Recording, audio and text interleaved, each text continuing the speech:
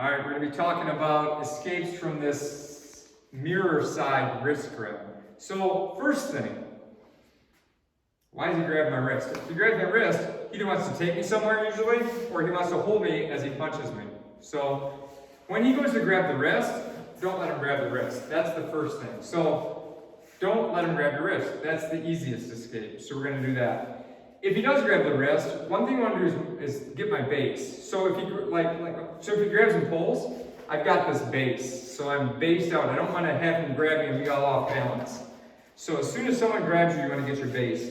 The other thing I want to do is kind of feel where that hand is. The good thing about him holding me is he can't punch me with that hand. And if he goes to punch me with that hand, he has to let go. The other thing I want to do is zone away from this hand, because the threat are kind of the kicks. If he goes to kick, I can drop my weight, and since he's holding me, he can't lift his leg to kick. So that's taken care of. If he goes to headbutt me, I can move back. So that's taken care of. But I'm a little concerned about this hand. So if he grabs, I zone away from that hand right away. So I zone away from the hand, get my base, all this stuff. Better yet, don't let him grab me. Now this wrist grab, with all that being said, is different than a sleeve grab. So imagine like I have a long sleeve or a coat and he grabs my sleeve. That's a different escape because I can't do the same things. But just real quick, if he's grabbing my sleeve, I can grab his sleeve, and now at least we're in an equal position. Or if he grabs my sleeve, I can grab his wrist, and then we're in an equal position. So that's a different thing, but the same concept. Now I'm going to give you a bunch of wrist escapes from this position. So one that I learned from jiu-jitsu traditionally is like you bring your elbow close to their body and then escape back. That's the first one. Also too, as I do that, if he chases after me, I can stop him and hit or palm or whatever. So that's one option.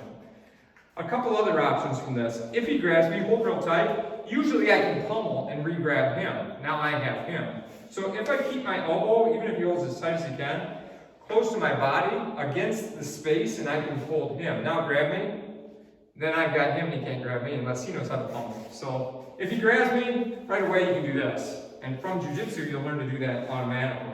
So there's the pummeling. That's one thing too. Some other ones. If I'm zoned away from that other hand, I can take this, like my door knocker knuckles, and hammer right where his thumb is.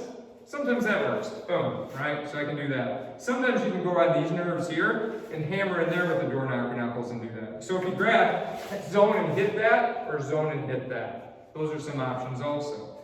I can bring my elbow sideways to his forearm and sometimes break out, because I'm breaking against this hole as I do that, and then break out. That's another option. Other options. I can hammer this, but I don't want to go in here because it can hit me with that hand. So as I do it, I stay out of the zone and I hit there. I could also hit him in the face and then do that if the hit in the face didn't let him go. The problem with hitting is, as I go to hit, he can pull me, or we're getting this kind of slugfest thing, right? So, or I have to hope that I'm able to hit him. So that's kind of an issue with that. Another one I can do is I can go from a hit, or I can just move in with my elbow, grab this, and twist my body to pull out. And ideally, when I do that, I'd like to twist my hand so the thin side of the forearm is this way, and I use my body to pull out. That's some more.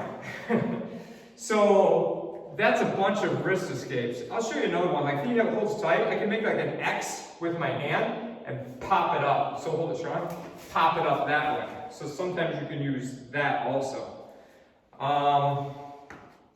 That's a lot. But just remember this. If he goes to grab, don't let him grab. If he grabs, you can pummel or you can do any of those wrist escapes.